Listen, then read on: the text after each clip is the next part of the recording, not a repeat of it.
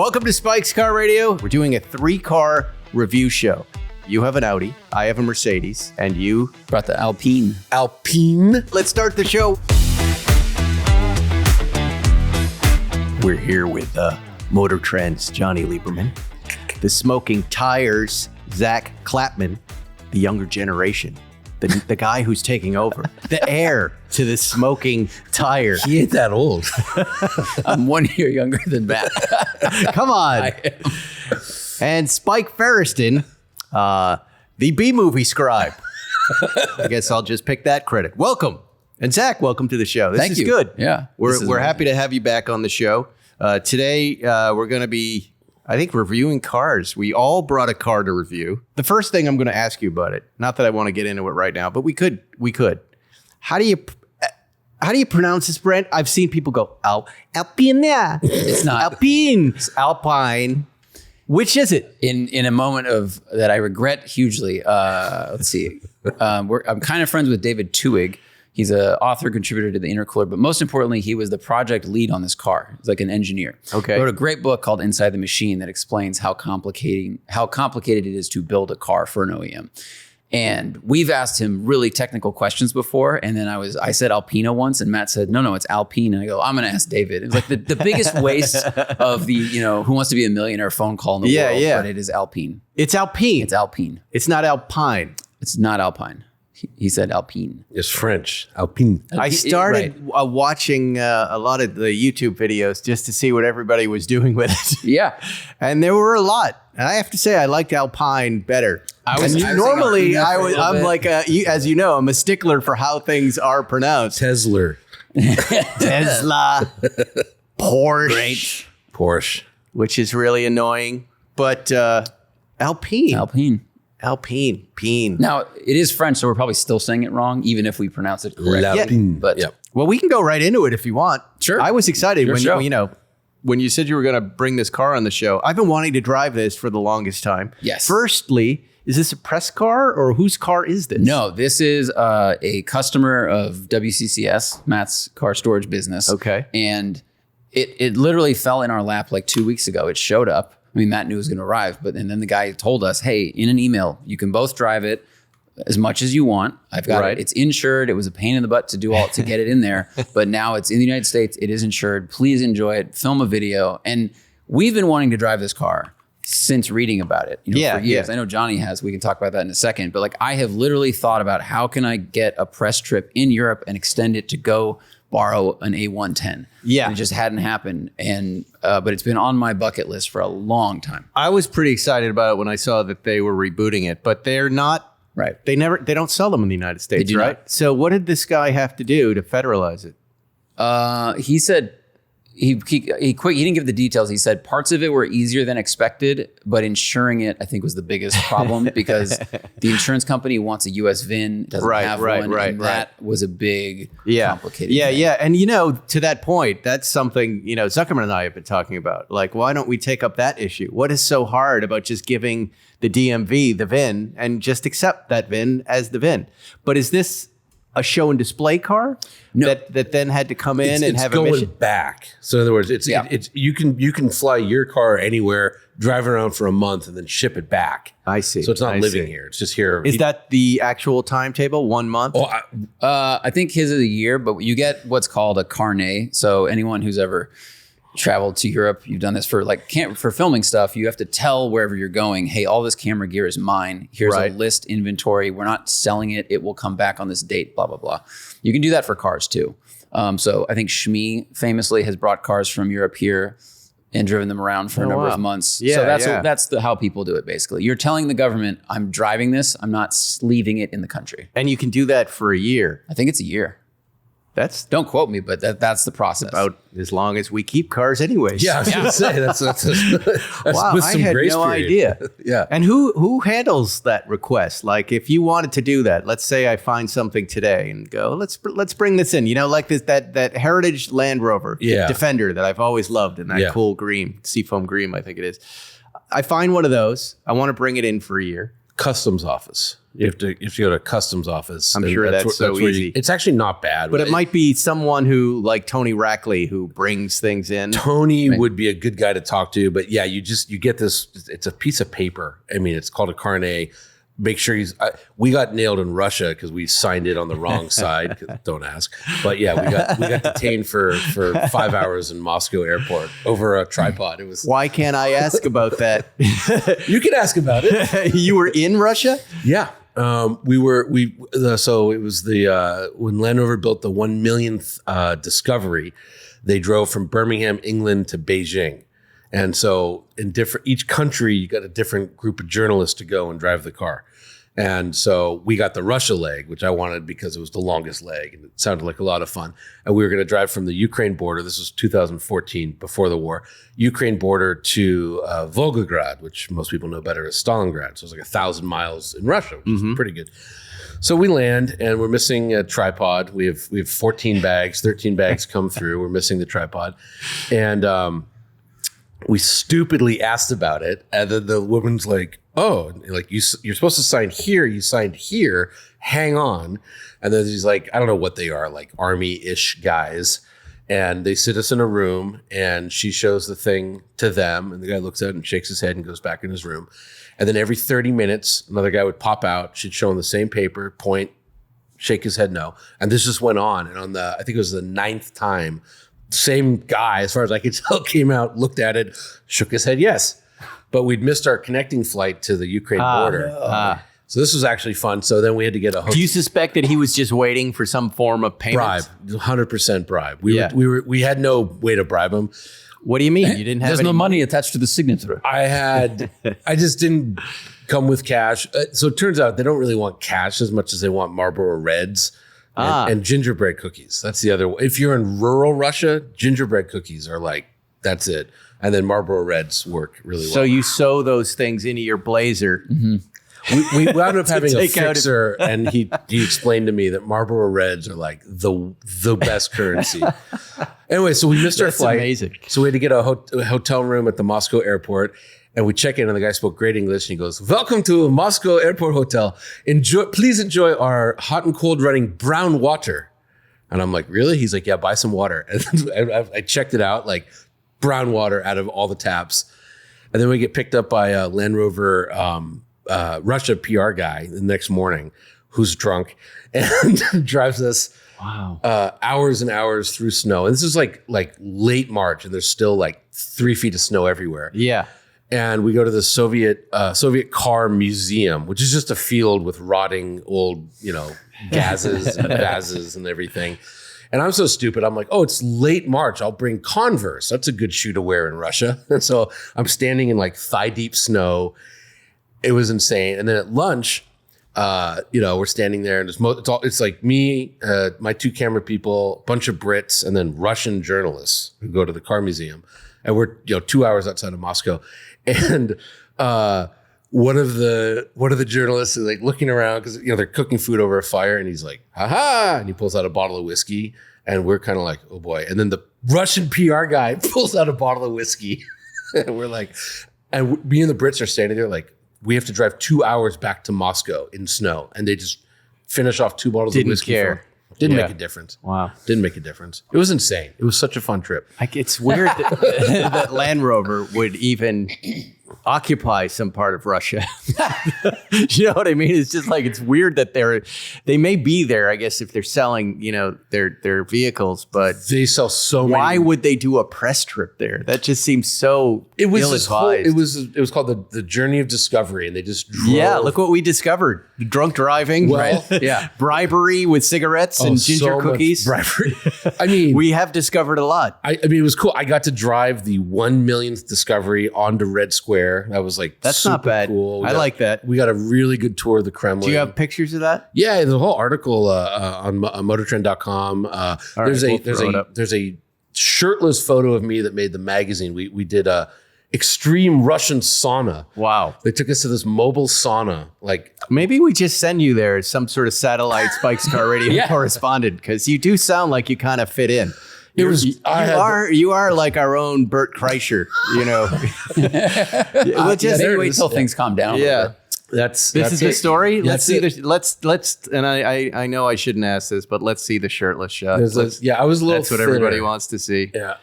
Click all 12. I'm sorry, America. Oh, that's not bad. That's nice. Oh, gingerbread cookie. We had special gingerbread cookies. I made see. That is a massive cookie. That's the size of. They're disgusting, by the way. And Russians are very nice people, but like, man, those cookies are made with sawdust and they're fucking. I don't think gross. they have a lot of sugar there. Keep going. That's my camera guy. Wait. Go back. That's Andre Lipa. So this is the guy. That's a wig, right?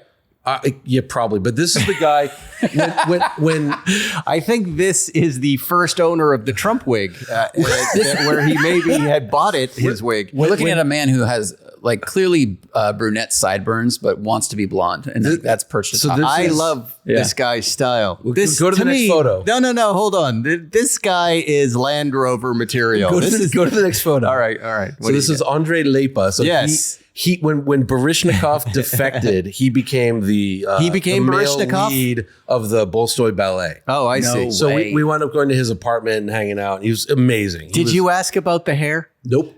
All right. But I did something really bad. I said like, because he was like, oh, I was in Orange County for like a year performing with the Bolstoy. And I go, oh, did you want to defect? Thinking like, why wouldn't everyone want to defect? And he's like, defect? You mean like never see my parents, never see my sister again, my friends, my loved ones? I mean, if someone was listening to that, you'd get them killed. Yeah, go to the next one. Come on, let's just. Wow, that's I don't probably know what the that car. is. Oh, this is the mobile sauna. Yes, I don't need to see everyone. I just want to see. Oh, there it is. Oh, that's not bad. Yeah, look at those two. That's a very nice picture. Yeah. It almost looks like a painting. The guy on the right looks like Van Gogh. So the guy on the right, the guy on the left is like going to die. Is he even alive right now? Okay, that so guy? the guy on the right is extreme Russian sauna. So he was like, it was his mobile sauna. Yeah. He was beating us with branches and slapping us with snow. The guy on the left is a spy, we believe. He was our fixer. He's a British guy who moved to Moscow like in the 90s. And we think he's just a spy. Mm-hmm. And I'm not even sure why you would get in this contraption with these guys. I thought we were going to so die. on guard. I thought we were going to be gassed and die. Yeah. This is like a small box truck with as a sauna. Yeah, go back. Like a U-Haul. No, enough of this. Enough of this. Basic U-Haul rental turned into a sauna. I like that the guy who owns it has to get in with you. Oh, he was so into it. The only English he knew was extreme Russian sauna. Do you think when you were at the hotel that you were filmed? No. He works. No. There weren't people. Steele dossier. He's in there. Yeah, like our hotel caught on fire while we were staying there, and we were all in our bathrobes in the lobby, and they just gave us free vodka. It was fantastic. What city would you compare Russia to? Like what U.S. city? You know what I mean by that? Moscow is awesome. But like what is it? Is it like the Upper East Side of New York? Is it that? It's the size, physically the size of Los Angeles with the vibe of New York, the electricity of New York, and the architecture of Paris. It is one of the most fascinating cities. But you go 1 foot outside of it, and there's men with sleds hauling wood to burn. I mean, it's the whole country is so. There's all the wealth is sucked up into Moscow. There's nothing else. Yeah. So it's very, very extreme. Okay. So, how do we get on this subject? I don't know, but I'm going to do a RaceDeck ad. Carnets. That's how. And then we're going to break off a camera and go look at that Alpinus. Is that how we decided? Yeah. Over 2 decades ago, RaceDeck was invented, a cost-effective, durable, and truly do-it-yourself modular flooring system engineered for the garage. Look at that garage, Zach. It's pretty nice. I wish my garage looked like that. I do. Don't you find this photo intoxicating like I do? I get high off this photo. The MR2, the floor tiles, the yellow of the lift makes me crazy. The wood in the background, the stuff. Look at the organization over where the tools are hung. I like the BMW M colors on the floor though. It makes me crazy. And if you want a garage like this, RaceDeck, these guys are the guys to do it. Jürgen Moeller is the guy who founded the company. His wife was doing dance floors in the backyard for the girls. Little dance competitions, and he went, why don't I put this stuff in my garage? I could put a Porsche on that. And now Jürgen has about 1,000 Porsches, thanks to the success of that one little moment where he was like, what if I took that and put that here? RaceDeck can handle vehicle rolling loads in excess of 80,000 pounds, doesn't chip, peel, or stain, 33 patents, 20 styles. I have it in my house. Zuckerman has it in his house. Johnny will soon have it in his house. Right? With the Zuckerman face on the floor. We're giving one tile to Zach today for showing up. You can have a black, gray, or blue. He brings a tile. If I come on 100 times, I can cover my garage. That's right. Shop at racedeck.com. Use code SPIKE911 for 15% off and free shipping. And we love RaceDeck. There you go. I love crumpling up the papers now. It's my favorite thing. But I hit the camera last time, right? A couple times ago. Yeah. And I'm also I'm wearing a Seth Meyers shirt. When you go on Seth Meyers, you get a Late Night with Seth Meyers shirt. And I found this in my closet today. I was on the show, I think, 5 years ago. And look how much weight you've lost. That's like a dress. I weighed myself this morning because I looked in the mirror and it was bad. 148? 6.8. 146.8. Dude. I made an appointment to eat. Okay. And I cut down the tennis to stop. You know about feeding tubes, right? Like, I'm worried. Like they'll put a port right here, and then at night they just pour gravy into your stomach. So you're losing too much weight. I'm losing way too much weight. I'm not trying. I'm not paying attention to it. It's a great problem to have, by the way. Sure. Right? To a point, yeah. Pandemic, fat Spike was a happy Spike. He was pushing 170. I start playing tennis during pandemic. I don't change anything. Everything just goes away. Yeah. Yeah. A year of injuries, you get over it, then you're playing all the time. And now you're in this interesting inverse problem where folks come up to you and go, how long do you have to live? Right. Yeah. You okay? How you doing? Hey, old guy, how long do you have to live? All right, let's talk about this car. Okay, first of all, mid-engine. Mid-engine, right. Beautiful design. Mm-hmm. The original Alpine is just a gorgeous. I remember those, the Renault blue ones, right? Mm-hmm. And so A110. The A110. Did they make other models other than this car? They did. I mean, the A110 was their most successful. They won the WRC championship overall several years. They also podiumed. You're talking about the older car. The old car. Yeah. But the new car. The new car. They do make a small crossover in Europe, and they're going to make another one. And they talked about bringing the third car to the United States. I don't know if that's going to happen because I think it was going to be an electrified crossover, if I'm right. I stopped paying attention when they didn't bring this. With the current incentives going away of EVs, I think it'd be very hard to bring a new EV crossover from a French brand to the United States. First of all, I mean, the first thing that I love about the car is the design. This car is small. It's 7 inches shorter overall than a Cayman, and the wheelbase is 2 inches shorter, but it's the same width. Yeah. So you get that awesome agility, stability, but it's a little bit smaller, so it rotates even Horsepower? easier. This is like 246. This has a 1.8 turbocharged engine. Weight? 2450. It's so light. You got to stress. You got to stress that. Like 246 sounds like nothing, but it's like 1,000 pounds less than like an M2.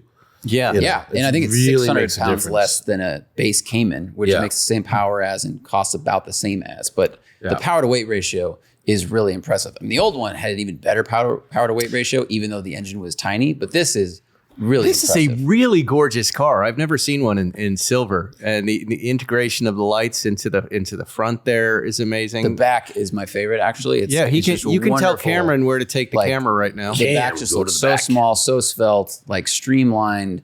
Rear visibility is a little tough out of the mirror, but who cares? Is that a hatch or a little wing? Both. So it's a little trunk, little wing. The back looks like Maserati Gran Turismo, but even smoother and better. Mm-hmm. A little bit. If you get a low angle on it, Cameron, I bet it gets a little better. Look at get as low as you can. Cameron's really tall. This might be hard. Look at that. Drop down and get your eagle on, Cameron. That looks so nice. Lay on your belly, Cam. Crawl for Spike.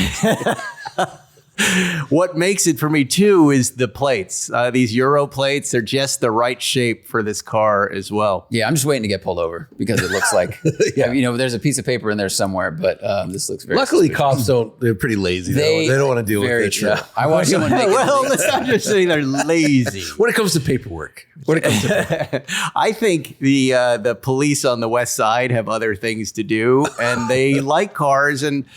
you know, we laugh about some of the stuff we're driving and some of the plates that are on the cars, but Look at the hips though, so good. this car is gorgeous, absolutely gorgeous. Let's And- talk about how it drives. yeah, let's do it because you guys have both driven it. Do you want to? Can I just look inside too? What do they cost It's about 80 grand US. for a mid-engine for the mid-engine sports one, car? yep. And it's automatic transmission there. Push Yeah, button. 7-speed dual clutch. It's priced like a Cayman, basically. Yeah. Do you like this better than the Lotus? Yeah, Joe. yeah.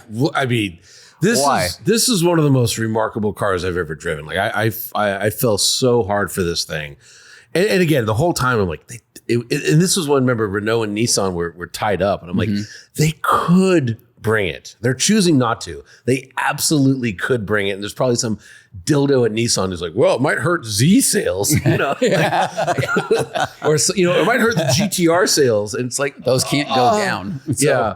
Come on. But this, everything I'm seeing. Look at the little French flag on the door there. I mean, details. every angle of this, I'm absolutely loving. I mean, I would drive this. I think, you'd right? fall so in love. Right. It's everything.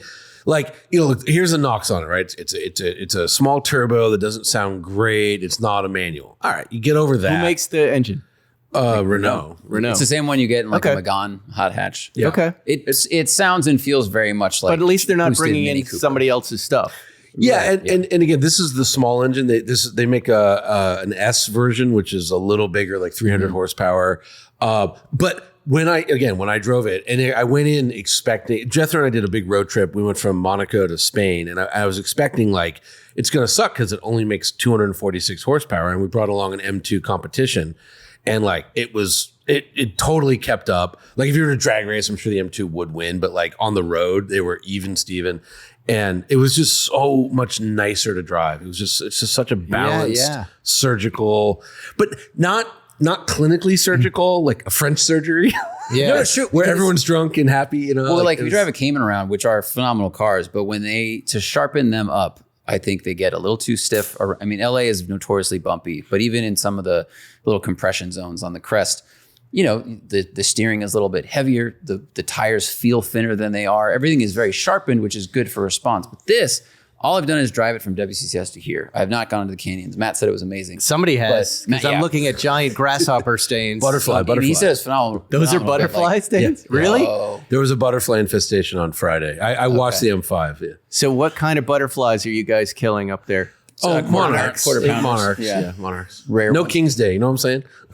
So wait, you're killing butterflies with this. That's so sad. That is That's the so most upsetting. anti-French thing. Yeah. What are you gonna do? You must kill life so that life can prosper.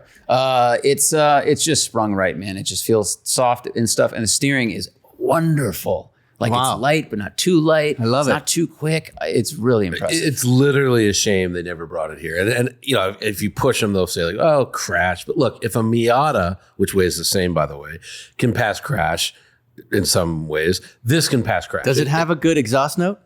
It's fine. It's turbo 4-banger. I would say if you've heard any boosted Mini Cooper, you've heard this car. That's what it sounds like to me.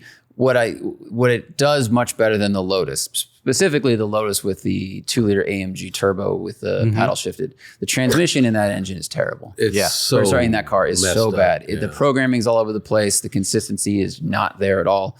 The downshifts are slow. This just feels like a good dual clutch. It's just, and I think the AMG is an automatic, right? It's not a dual clutch.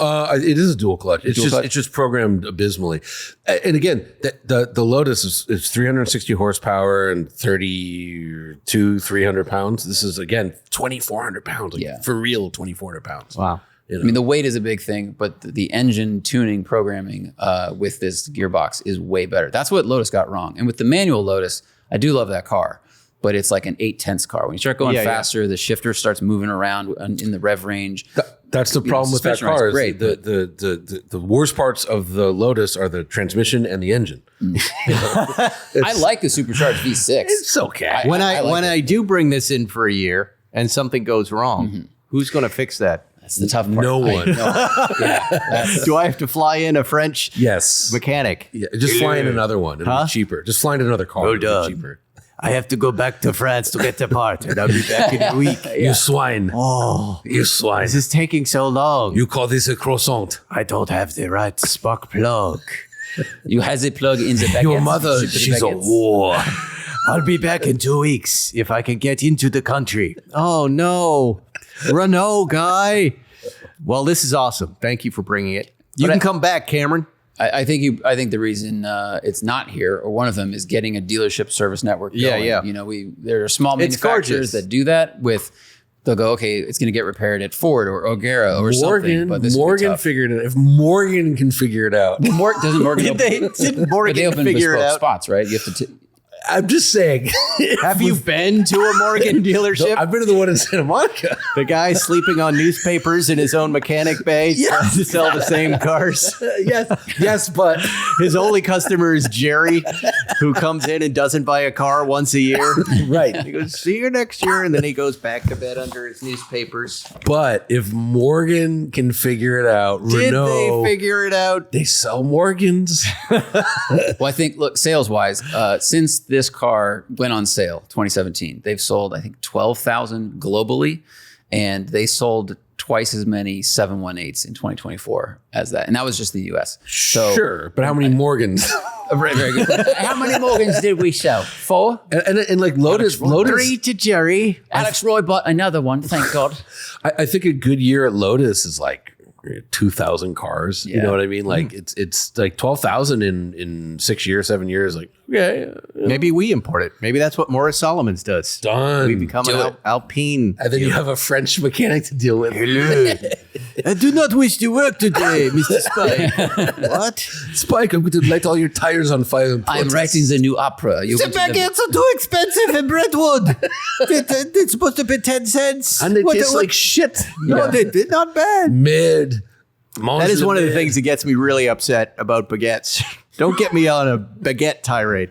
You go to Europe, you get a baguette for like 39 cents every day. It's the best baguette. And you just leave it on the table. Everybody rips it apart. It's the greatest. Here, it's $10 or something. And it's not And as you're good. caring for it like a piece of it. Like, don't leave it out. Don't let it mold. Oh, the greatest. I love France. Maybe he could do that. He could be the French mechanic and baguette maker Baker. at night Well, if you guys import the cars, you can import the baguettes. Chocolat au pain. in the car. Let's talk about BlueChew. Have better sex with BlueChew. BlueChew is the original brand offering chewable tablets for better sex. And starting now, BlueChew is offering a combo so strong it's going to knock your socks off and your neighbor's socks off. Hey, you'll have to move towns with the amount of noise you'll be making. You like this? So you like the writing? It's BlueChew Max has arrived.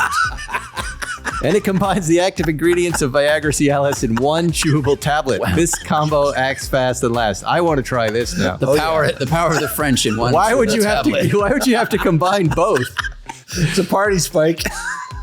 That's pretty wild. That's what they've done here. Turn your croissant into a baguette. Guys, be ready when she needs it and get your first month of BlueChew free. BlueChew won't stop till every man in America is bricked up like a brick house. That's the mission. Well, if you're putting all that stuff together. Every man. They still haven't taken my suggestion to make a smokable form of BlueChew or a snortable form. Do you smoke it with aluminum? Yeah. Smoke with aluminum or snort it up.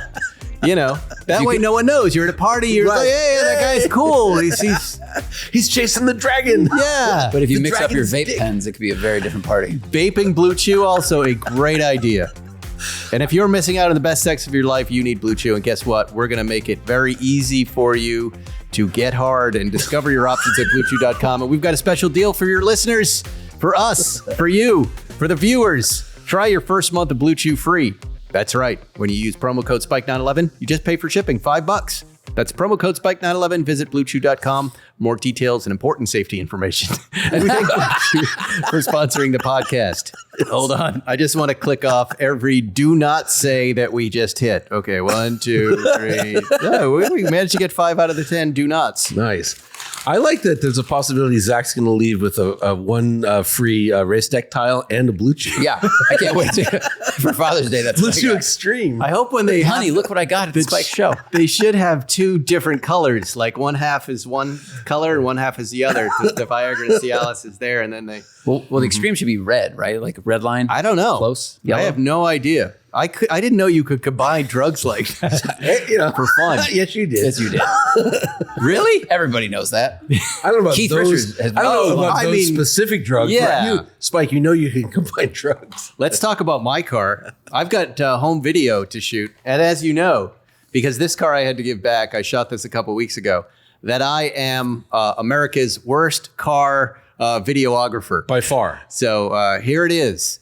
The new Mercedes AMG GT 6.3 SE Performance. This is the hybrid. This is the plug-in hybrid. Oh, I have not driven that. E-Performance hybrid drive, 805 horsepower. Affalterbach coat of arms. Do you know what Affalterbach means?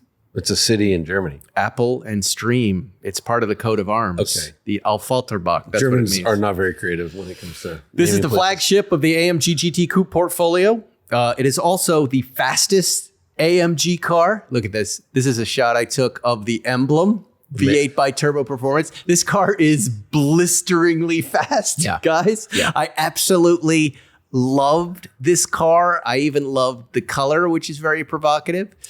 Sort of a fleshy It's yellow. kind of a coffee. It's a non-metallic kind of. You can't tell right now on our monitors, but it's a kind of coffee-colored, like creamy New York English coffee breakfast color. tea with a lot of milk. Yeah, with gold wheels. It gets, I think we had about 40 miles all electric, which again, you know, the oft said, helpful getting out of your neighborhood without making a lot of noise. And then when you turn on the AMG 4-liter V8 by turbo engine, it's insanely fast.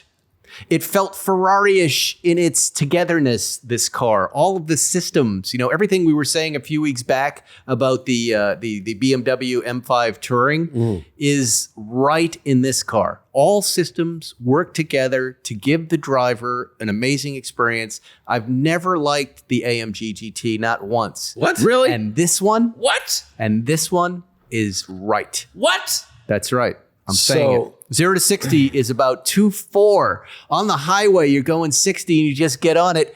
It scared me. It's fast. Have you driven this car, Johnny? I haven't driven the E-Performance. I drove the one with just the V8. Yeah. Which I loved. And it was one of those funny things where everyone's like, but it's too heavy. Yeah. And I'm like, yes, every 911 I passed, I shouted, I'm heavier than you, you know.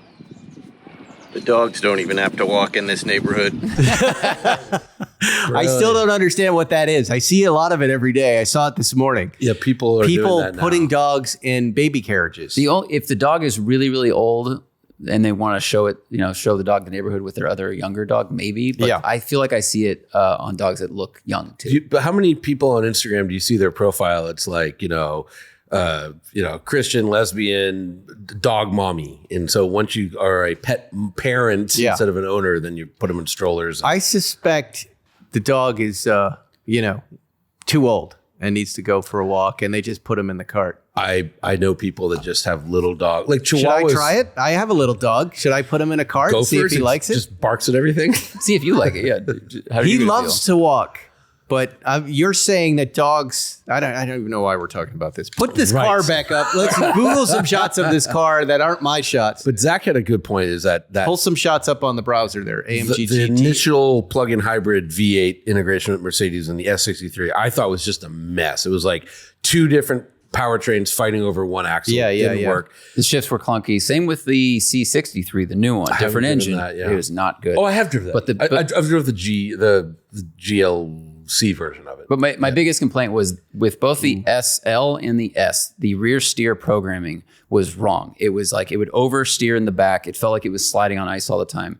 Then with this new GT, the one we drove last year and probably this one, they fixed that and now it's seamless, which is what you want. You know, I didn't test it out in the hills. I just used it as a dad around town, and it performed everybody loved it. I loved it. I was really happy in it.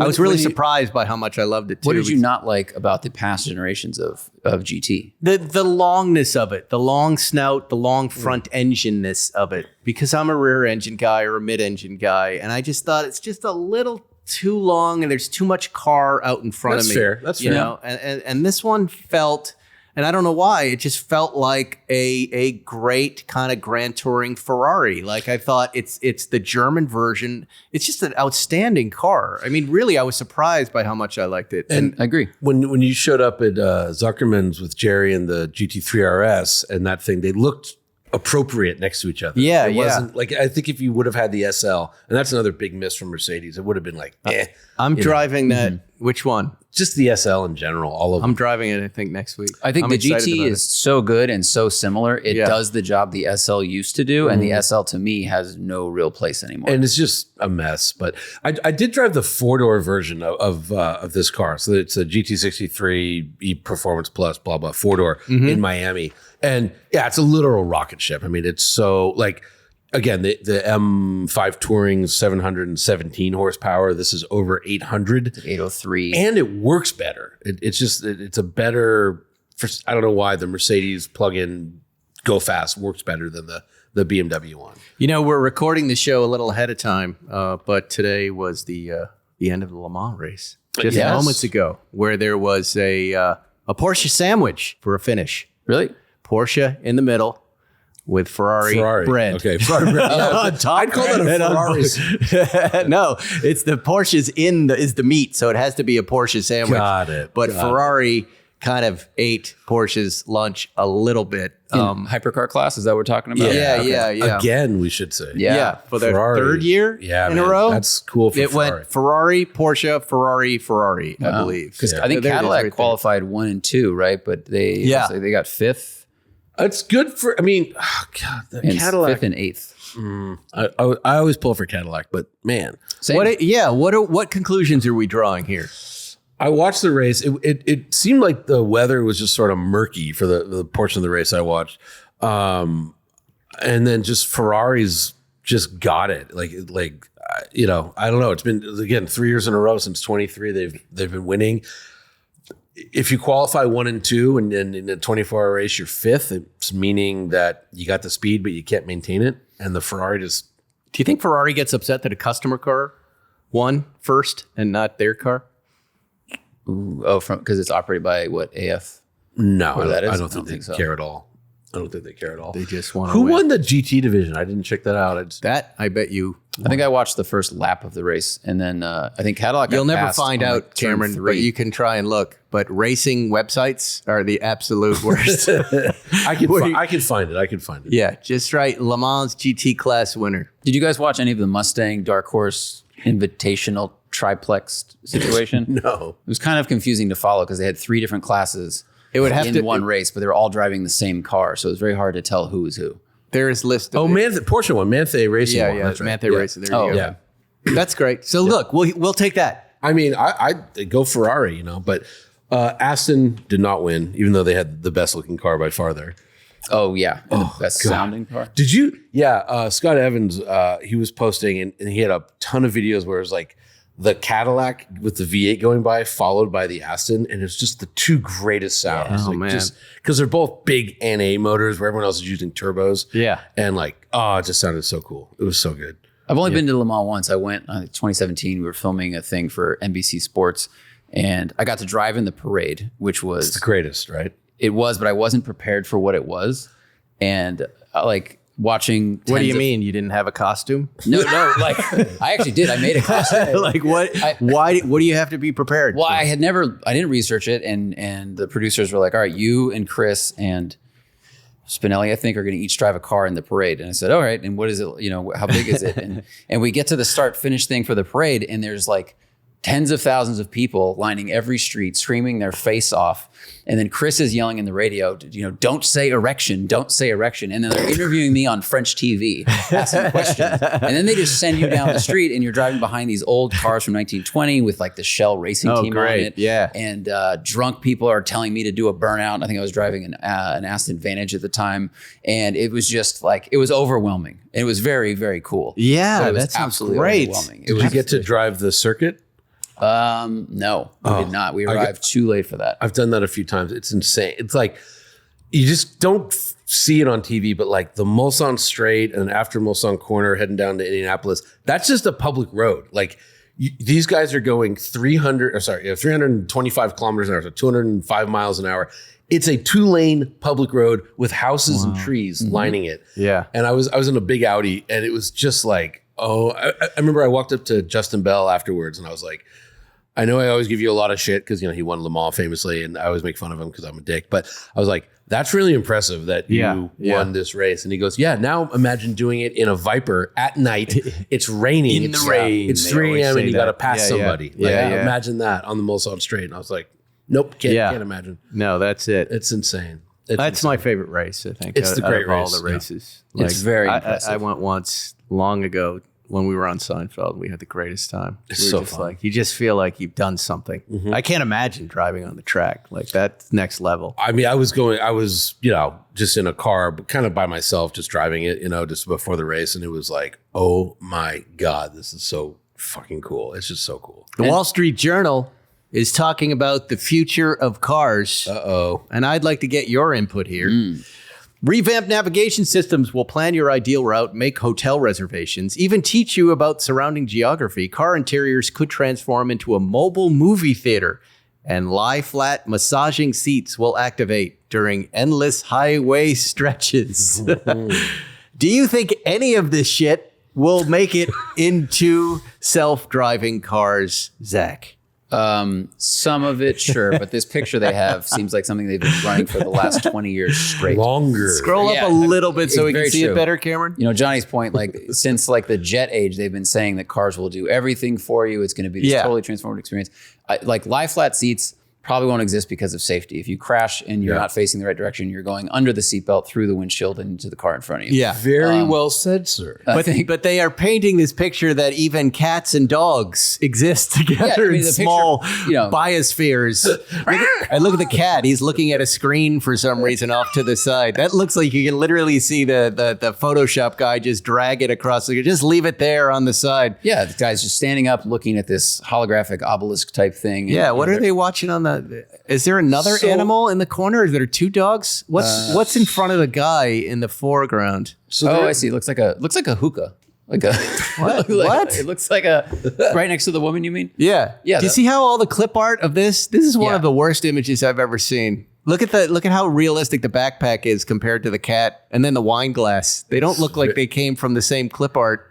I think the future is not good. I think the Wall Street Journal.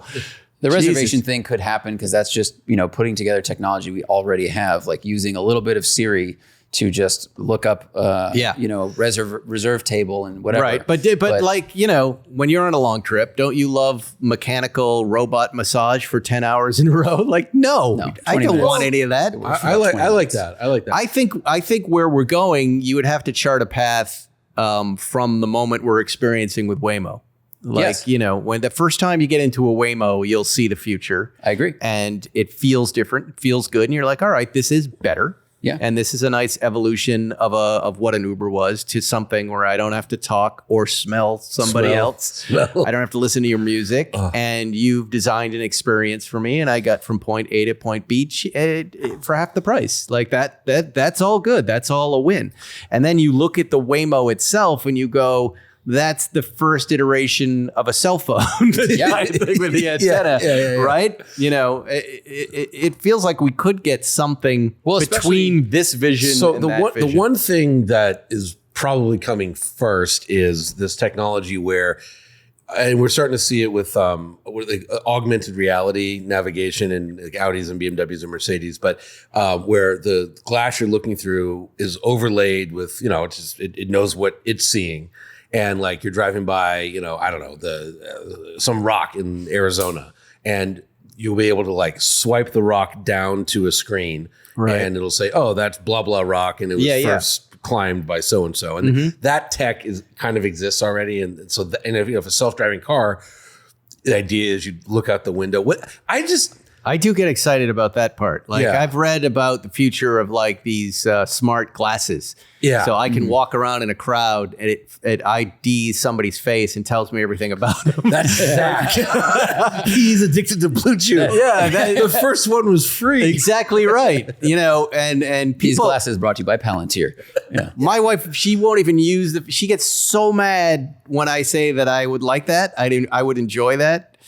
She gets really angry about it. She won't use any of that thumbprint stuff or on her iPhone. She's all like, this stuff. But I think that, we're all like, when you meet somebody new, don't you go home, you Google, or you're going on a date, you do a little Google search. This is just a faster version. I look over there at Cameron, I go, all right, he's on the sex offender list. He's not somebody I want to talk to. That's funny because that'd be funny because you could adjust notifications where you're like, do I want to know their hobby or just sex offender or just legal record? What was the sex offender? No, all I want is it says that person is named X because I'm so fucking miserable. Exactly. That's all I want. That would be great. Like the other day I pulled up, I'm going to call her out, my friend Amber.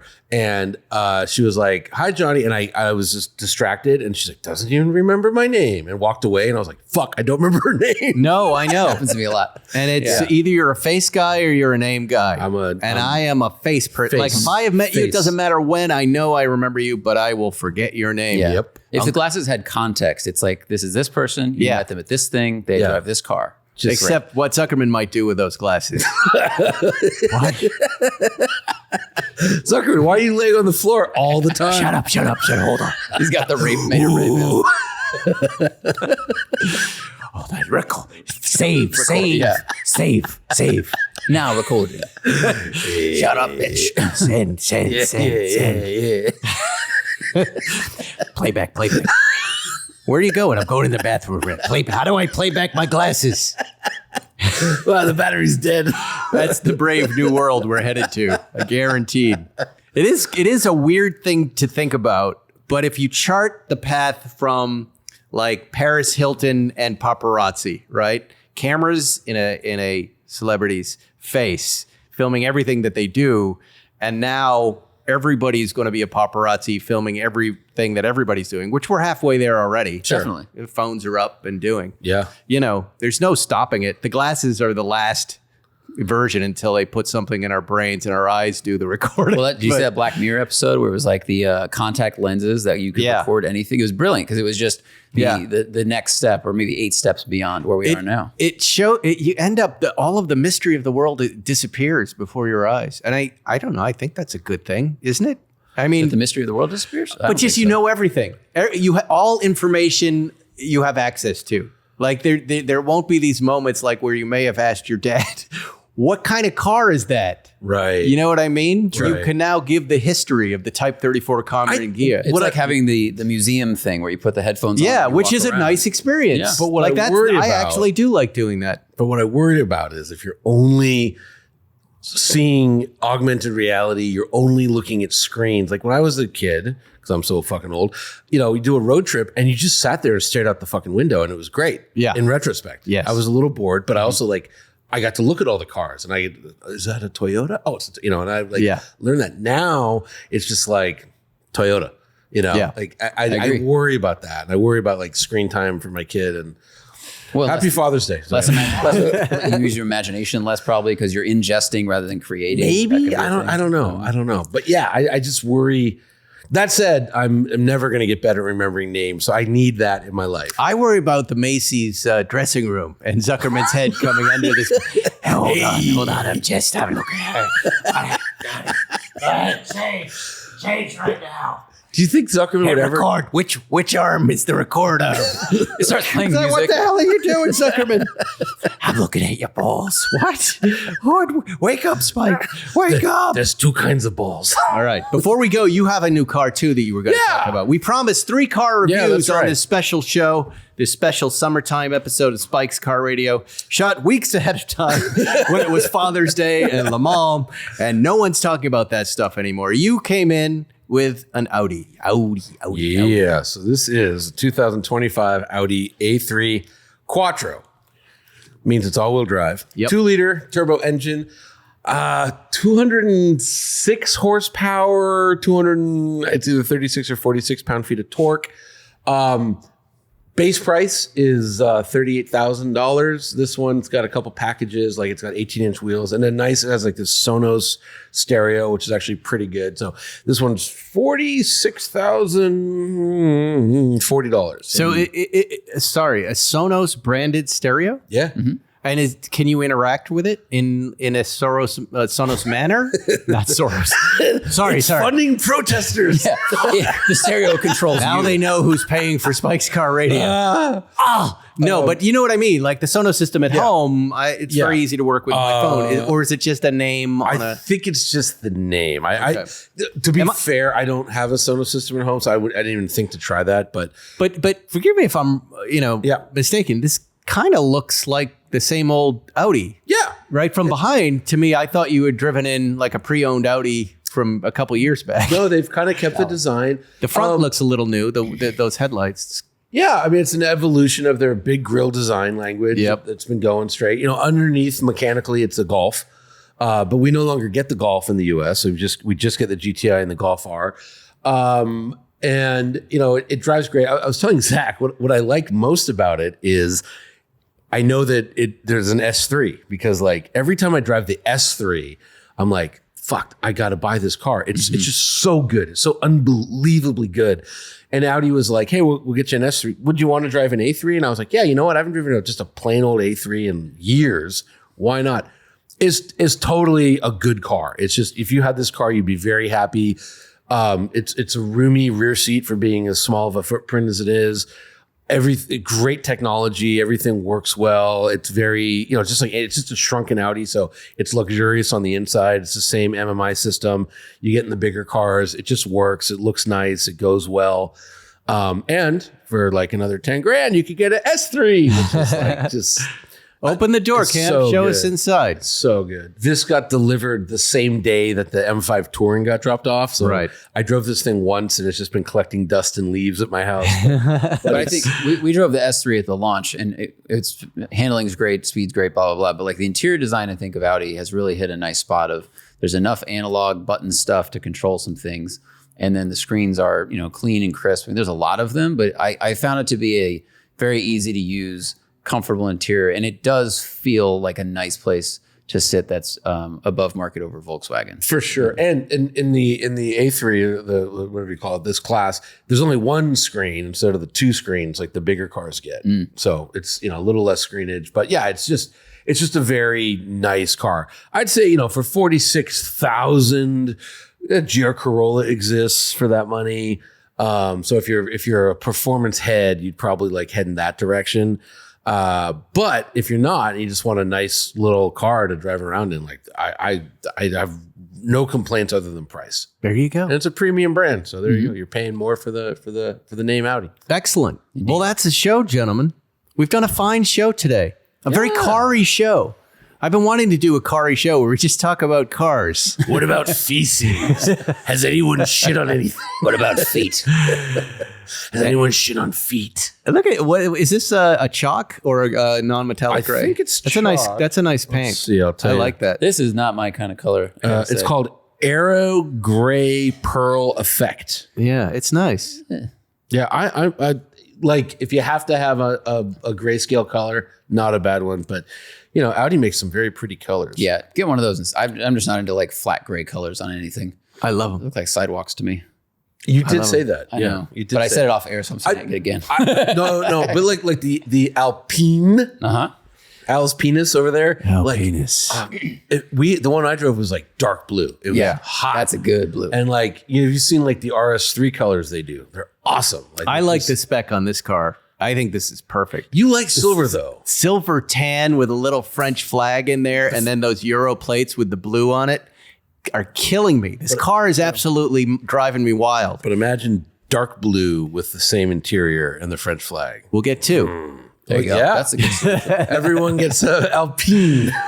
That's our show, gentlemen. Zach, as always, come back. Zack Yeah, thank you for Klapman. having me. No, of course. Well, he's got to collect his race decking, That's right. Yeah, and my that's right. BlueChew. He'd be addicted to BlueChew. 98 more visits on the show, but everybody loves when you come by. The only thing stiffer than the RaceDeck is me with the BlueChew. Wow. We love hearing from that younger generation rather than that old Matt Farah. Who's pushing 60 now. Almost ready to retire. And Jonny, of course, we love you. Thanks for Can I visiting announce with us. What do you got? My YouTube channel, Oh, which will did be we forget live. to do that? Well, yeah, we did, but it will be. It should be going live like in 2 days, or tomorrow maybe. No, this is a week from Wednesday. So when this goes live, it'll definitely be up. So yes, Driving with Jonny. Everyone go to YouTube, type in Driving with Jonny, and there'll be me talking about cars. This is fantastic. Yeah, it's I'm about excited. time. Yes, I know. It's about time. I know. And the person you hired to does great work. Oh, Riley's the So king. the visuals will be awesome as well. Yeah. We're doing, and there's going to be different levels of quality. The first couple are really good. The third one, I shot myself, is not so good. But the amazing good looks are still there. Wow. This is exciting. I'm excited. Look at the empire being built right before you. Brick up by Bricked up. Yeah. SCR Nation. Brick by bricked up. Here we go. How do we get Zuckerman to do a show?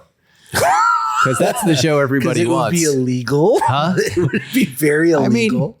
He doesn't want to take. He barely wants to take time to do this show. Right. But he has no time. If you did a driving show, I do this show, Zuckerman could have his own little corner. Like, I see him sitting there with his dog in a lounge chair and maybe a pipe, and then talking for 5 minutes about whatever he wants to talk about. But that's the problem. Like, we always talk about this. Like, if we could put our pre-show banter out in public, we'd have the number one show in the whole world. Yes. But it's so vile and illegal. We can't do that. No, I think the second you ask him to do it, he does what they shift brain sides. Like, I was doing it yesterday. I was on a shoot and they said, all right, now walk by the camera. And I know how to do it now, but when you're told to walk on an action, you do Just robot walk. You just do something Yeah. weird. I'll figure it out. I'll apply some thought. I got him this far. I got him onto the show. I'll figure out this next step for him, and then we can all have shows. Yeah, this will be good. And that's the empire, right? We'll bundle them all together. We'll acquire Zach. We'll acquire the old man's Matt Ferris show. He's done with his cane In the retirement home. and then we'll sell it off for millions of dollars, buy cars, and start a new show. We'll see you next week on Spike's Car Radio.